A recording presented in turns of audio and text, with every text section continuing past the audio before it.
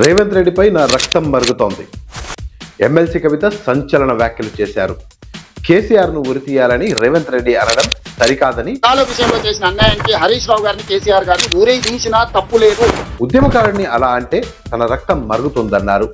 తెలంగాణ రాష్ట్ర ఉద్యమ నాయకులు కేసీఆర్ ను టెర్రరిస్ట్ కసబ్తో పోలుస్తూ ఆయనను రాళ్లతో కొట్టాలి అనడం ఒక ముఖ్యమంత్రి హోదాలో మాట్లాడే మాటలు కాదని, దీనిని తీవ్రంగా ఖండిస్తున్నానని ఆమె అన్నారు. దీనికి సమాధానంగా కేసీఆరే డైరెక్ట్ గా హౌస్ కు వచ్చి ఇటువంటి మాటలు చెప్పే వాళ్లను నోర్లు మూతపడేలా చేయాలని ఆమె కోరారు. బబుల్ షూటర్లకు ఫ్లోర్ లీడర్ పదవులేంటి? ఈ బబుల్ షూటర్ల వల్లనే ట్రబుల్ అంతా వచ్చిందని ఆమె ఎద్దేవా చేశారు. ఉద్యమ నాయకుడిని పట్టుకొని టెర్రరిస్ట్ కసబ్తో కంపేర్ చేస్తూ ఒకసారి ఉరేయాలి, రాళ్లతో కొట్టాలి అనేటటువంటి మాటలు ఏవైతే మాట్లాడిందో అది ముఖ్యమంత్రి పదవిలో ఉన్నటువంటి వ్యక్తులు మాట్లాడే మాటల్లాగా లేవు. దీన్ని మేము చాలా తీవ్రంగా ఖండిస్తా ఉన్నాం.